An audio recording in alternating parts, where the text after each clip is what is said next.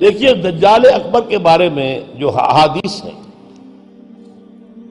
ایک بات تو یہ کہ وہ کانا ہوگا ایک آنکھ سے، اس کے ماتھے پر لکھا ہوا ہوگا کافارا، ہر مومن پڑھ لے گا چاہے پڑھا لکھا ہو یا نہ ہو، وہ خدائی کا دعویٰ کرے گا، اور اس کی قوتیں کتنی ہوں گی ذرا نوٹ کیجئے، لا تزع قریۃ الا حبطها فی 40 لیلۃ،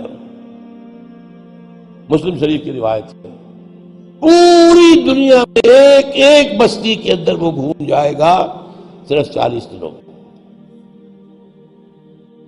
کیسی سواری اس کے پاس ہوگی، کیسی صورت والی سواری ہوگی، اب تو کچھ اندازہ ہے نا آخر۔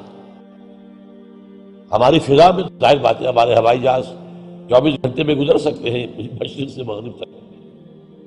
نمبر 2، اس کے 2 کانوں کے مابین 80 گز کا یا 80 ہاتھ کا فاصلہ ہوگا، اس کے گدھے کی ماں بین حافر ہمارے ہی حافر آخر مسیرت یومین و لیلۃ، اس کے گدھے کی ایک قدم اور دوسرے قدم کے درمیان ایک دن رات کے سفر کی مسافت ہوگی۔ اب ظاہر بات ہے اس کا گدھا کون ہے آج؟ ہوائی جہاز۔ ینادی بصوت لہ یسمع ما بین الخافقین، کنز العمال میں بھی ہے، مسند احمد بھی حدیث ہے، وہ آواز دے گا ایک ایسی آواز سے جس سے مشرق اور مغرب کے درمیان سب لوگ سنیں گے۔ ہو گیا کہ نہیں؟ بش کی تقریر سب سنتے کہ نہیں؟ سخرت لہ انہار الارض واعصارها یامر السماء فتمطر والارض فتنبت، اس کے لیے تمام دریا اور پوری زمین کو سخر کر دی جائے گی، وہ جب حکم دے گا آسمان کو بارش برسائے گا، مادر ذات اندھے اکمہا اس کو ٹھیک کرے گا، کوڑی کو ٹھیک کرے گا۔ یہ حضرت عیسیٰ والے معجزے ہیں، یحیی الموتیٰ، مردوں کو زندہ کرے۔ آج جو ہے کلوننگ اس جگہ تک پہنچ چکی ہے کہ آپ کے والد کی قبر سے لاش میں سے کوئی تھوڑا سا ٹکڑا نکال کر والد بنائے جا سکتے ہیں۔ یہ دوسری بات ہے کہ ابھی بحث چل رہی ہے، ہیومن کلوننگ کی کھلی اجازت نہیں دی جا رہی، لیکن آگے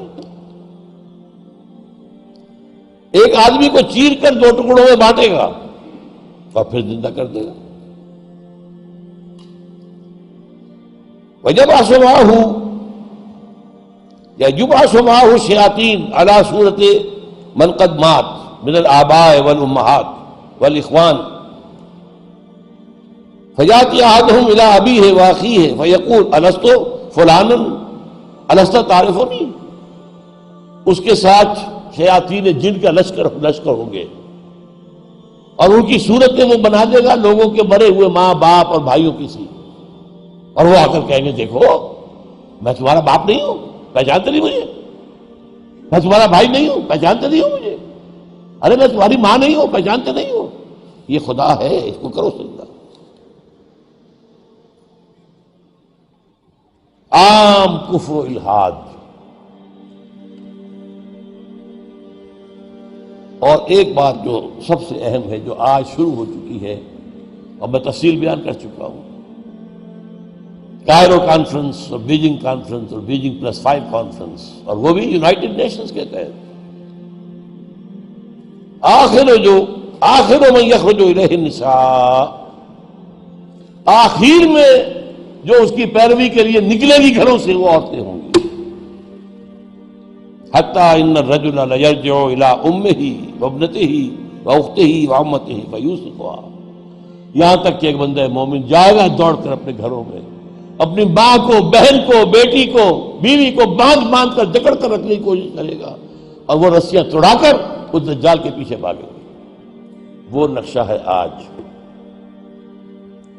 ایک حکم پر یہ شیطان مشرف جو ہے ہمارے ہاں 30% سیٹیں سب عورتوں کے لیے مقرر کر دیں۔ بھائی امریکہ تک میں نہیں ہے، تو ان کی پیروی کر رہے ہو، وہاں بھی نہیں ہے یہ ہم ان سے بڑھ کر ان کے مقاصد کی تکمیل میں ان سے آگے جا رہے ہیں۔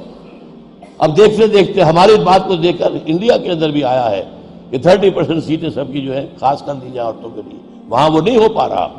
جمہوری حکومت ہے، اختلافات ہو رہے ہیں، ابھی بحثیں چل رہی ہیں۔ اور یہاں کیا تھا، مشرف ایک حکم، اور کوئی نہیں بولا، کوئی مذہبی لیڈر نہیں بولا یہ کیا کر رہے ہو، کوئی سیاسی لیڈر نہیں بولا کیا کر رہے ہو۔ ان کی گھٹی میں سیاست پڑ چکی ہے۔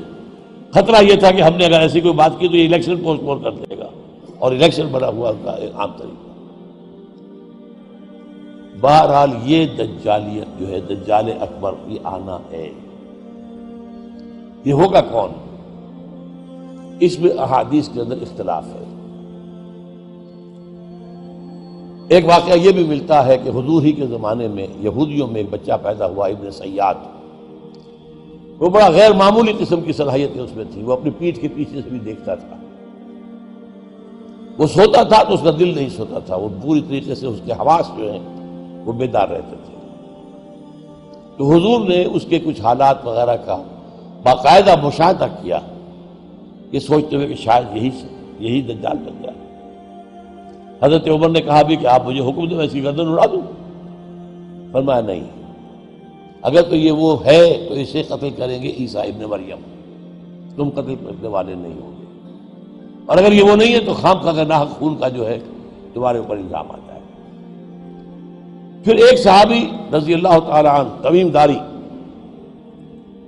وہ عیسائی تھے، اسلام لائے تھے۔ وہ کسی بحری سفر پر گئے تو طوفان جو ہے ان کے جہاز کو لے کر ادھر ادھر کئی ایک مہینے تک، اس سے بھی زیادہ، موج ادھر لے گئی پھر ادھر لے گئی پھر ادھر لے گئی، حتیٰ کہ ایک جزیرے میں جا کے ان کا اترنا ہو گیا، وہاں کوئی نہیں تھا، غیر آباد۔ اندر کچھ گئے تو انہیں ایک عجیب سی مخلوق نظر آئی، جساسا، کہ نہ اس کا پتہ چلتا تھا منہ کدھر ہے دم کدھر ہے۔ اس نے کہا تم کیا کرنے آئے ہو؟ دیکھو فلاں صومعہ ہے، ذرا ادھر جاؤ، گھنا جنگل ہے، وہاں جو ہے ایک صومعہ ہے، چرچ ہے، اس میں ایک آدمی تمہارا انتظار کر رہا، جاؤ۔ وہاں گئے تو دیکھا کہ ایک بہت قوی ہے، بہت لمبا چوڑا، رسیوں میں اور چینز کے اندر جکڑا ہوا انسان، انسانی شکل۔ اور اس سے پھر مکالمہ ہوا، کچھ سوالات کیے، کیا بحیرہ گلیلی میں پانی ہے؟ کہاں جی ہے؟ اچھا، ایک وقت آئے گا کہ پانی نہیں رہے گا۔ حضرت عیسیٰ علیہ السلام کی آمد کے بعد جب یاجوج ماجوج آئیں گے تو یہ سارا پانی پی جائے گا، کوئی قطرہ نہیں بچے گا۔ اس طرح کئی سوالات کیے، اور پھر اس نے غالباً یہ کہا کہ میں دجال ہوں، مجھے ابھی اللہ نے گرفتار کیا ہوا ہے، پھر اب وقت آئے گا مجھے چھوڑے گا۔ ایک روایت یہ ہے، جب حضرت آئے تمیم داری تو حضور نے پھر اعلان عام کرایا، مسلمانوں کو جمع کرایا، اور انہیں یہ سارا تمیم داری کا واقعہ سنوایا۔ ایک یہ بھی ہے۔ تو اب یہ کہ اس کے بارے میں یقین کے ساتھ فیصلہ کرنا کہ وہ کون ہوگا، میرا گمان یہ ہے کہ وہ وہی ہے جو ابھی اس صومعہ میں قید ہے، لیکن وہ کوئی جن ہے، انسان نہیں۔ عزازیل جو شیطان لعین ہے، اس کا کوئی بڑا جنرل ہے، جو کہ آخری وقت میں آخری امتحان کے لیے انسانوں کے اللہ تعالیٰ کی طرف سے اس کو چھوٹ دی جائے گی۔ اور یہ ہوگا حضرت عیسیٰ علیہ السلام کا جو حکومت کا دور ہے 40 برس، اس کے آخر میں، اور اسے بھی پھر حضرت عیسیٰ علیہ السلام ہی قتل کرے۔ لیکن اس سے پہلے یہ ہے کہ اتنی بڑی ہوا چل چکی ہوگی کفر اور الحاد کی، اور جو ہے زوال آ چکا ہوگا، کہ پھر حضرت عیسیٰ کا انتقال ہونے کے بعد کچھ ہی عرصے کے بعد اللہ تعالیٰ ایک خاص ہوا بھیجے گا کہ جن کے دل میں بھی ایمان ہے ان کی جانیں بڑی آسانی سے، سہولت سے نکل جائیں گی۔ اب دنیا میں صرف کافر، فاسق، ملحد، مشرک، گناہگار لوگ رہ جائیں گے۔ ان پر قیامت کی ہولناک جو زلزلہ ہے، یا ایھا الناس اتقوا ربکم ان زلزلۃ الساعۃ شیء عظیم یوم ترونها تذہل کل مرضعۃ عما ارضعت وتضع کل ذات حمل حملها وَتَرَى النَّاسَ سُكَارَىٰ وَمَا هُم بِسُكَارَىٰ، یہ جو سختیاں ہیں یہ کفار پر آئیں گی، اہل ایمان پر نہیں آئیں گی۔ اب یہ ہے میرے اور آپ کے لیے انفرادی سطح پر تو فیصلہ کیجئے، ہم اپنے اندر سے دجال کو نکالیں۔ محبت اللہ سے، دنیا سے نہیں، طلب آخرت کی، دنیا کی نہیں، فکر روح کی، جسم کی بھی کرو لیکن اس کی اولاً کرو، اور وہ نظام قائم کرو جس میں حقیقت اللہ کی ہو، جس کے معاشی نظام میں سے سود اور جوئے کو نکال کر باہر کر دیا گیا ہو۔ معاشرہ وہ ہو جس میں عفت و عصمت کی ویلیوز ہو، شرم اور حیا کی ویلیوز ہو، خاندان کا ادارہ مضبوط ہو۔ یہ سارا کام اجتماعی سطح پر، اور خود اپنے ایمان کو اتنا مضبوط کرو کہ اگر ہماری اپنی زندگی میں وہ دجال اکبر کے آنے کا وقت ہو جائے تو ہم اس کی سختیوں کو جھیل سکیں، برداشت کر سکیں، ان امتحانات میں سے گزر سکیں، اور ایمان کے اوپر ثابت قدم رہ سکیں۔ اللہ تعالی ہمارا مددگار ہو۔